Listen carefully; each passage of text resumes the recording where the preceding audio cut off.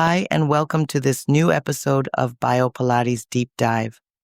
Today, we will explore together a movement that I particularly love for its elegance and richness, the side bend, and see how it connects with what happens deep inside us, in our cells, through the Krebs cycle and cellular respiration. I will guide you as if we were together on the mat, while opening a window into the anatomy of the adductors and the possible adaptations so that everyone can find their ideal version of the movement. Cellular respiration unfolds in three main stages. The first is glycolysis, which breaks down glucose in the cytoplasm into pyruvate and already releases a small amount of ATP. The second takes place inside the mitochondria.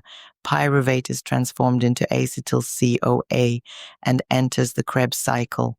There, it binds to oxaloacetate to form citrate.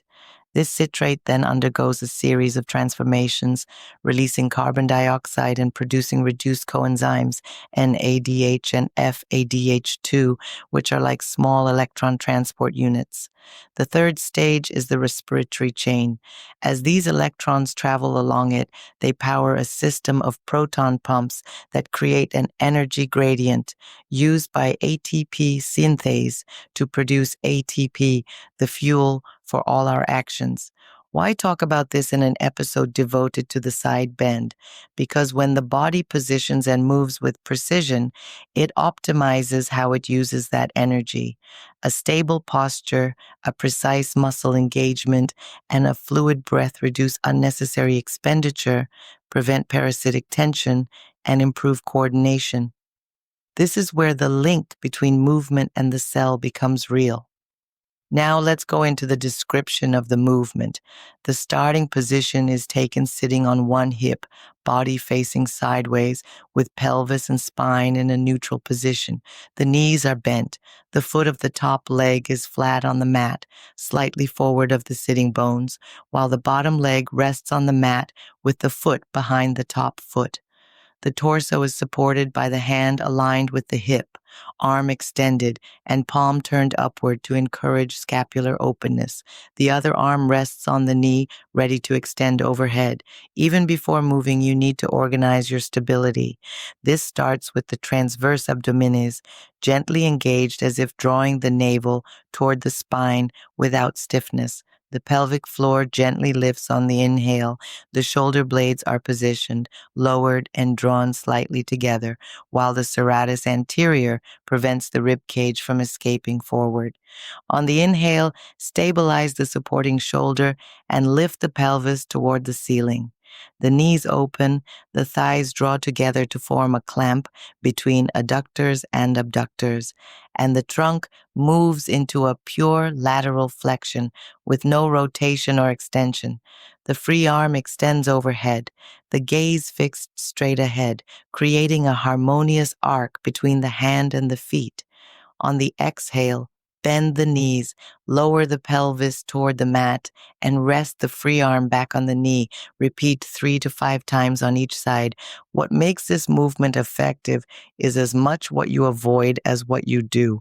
Avoid sinking into the supporting shoulder by pressing into the floor and sliding the shoulder blade toward the back pocket. Avoid reflex lordosis by co-engaging the gluteus maximus and hamstrings. Avoid unwanted rotation through the coordinated work of the obliques and multifidi. Keep the neck long with a gentle cervical inclination. The biomechanical interest of the movement can also be seen through the role of the adductors. The adductor longus, originating on the anterior surface of the pubis near the pubic tubercle and inserting into the middle third of the linea aspera, is particularly active on the top leg in external rotation. The adductor brevis, arising from the inferior pubis and inserting higher on the linea aspera, acts as a deep stabilizer, coapting the hip and limiting shear during the pelvis lift.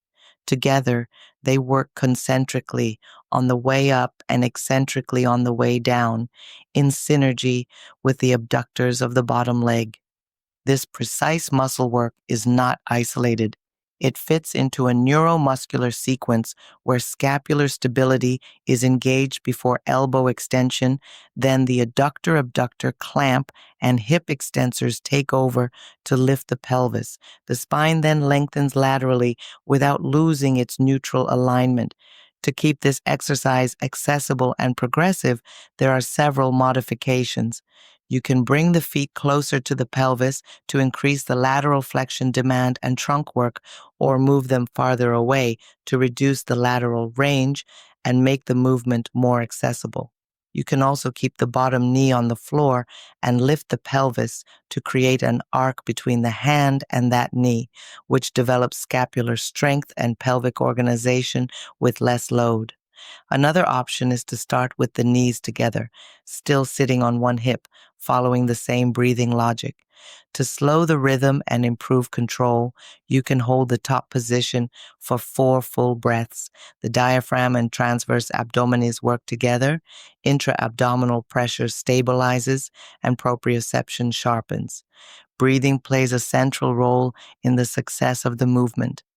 Inhaling to stabilize and lift, then exhaling to control the descent, modulates ATP demand in step with oxygen supply. A stable posture reduces the consumption of parasitic muscles.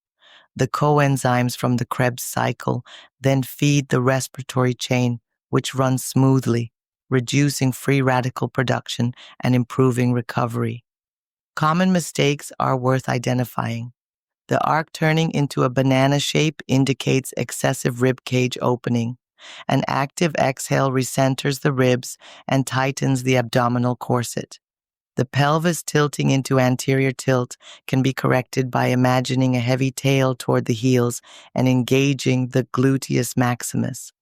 The head inclining too much is adjusted by keeping the gaze sternum alignment parallel to the floor and the neck long. Progressions follow a clear logic. The hand-to-knee preparation builds scapular strength and pelvic control. The bent knee version introduces the movement with a guiding arm.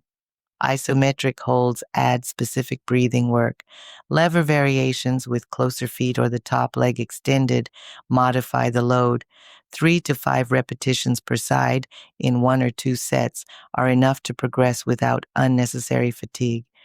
By linking the execution of the side bend to cellular respiration, you understand that postural precision reduces metabolic cost, and that metabolic precision allows postural refinement. This movement is no longer just a pose. It becomes a learning and coordination process that takes place both at the scale of the body and at the scale of the cell. Thus, when you rise into the arc, feel your adductors contract and your breathing synchronize with the movement. You are repeating on a large scale what happens on a miniature scale in every mitochondrion. The rhythm is the same: load, hold, release. And just as in the cell, the quality of the sequence determines the quality of the result.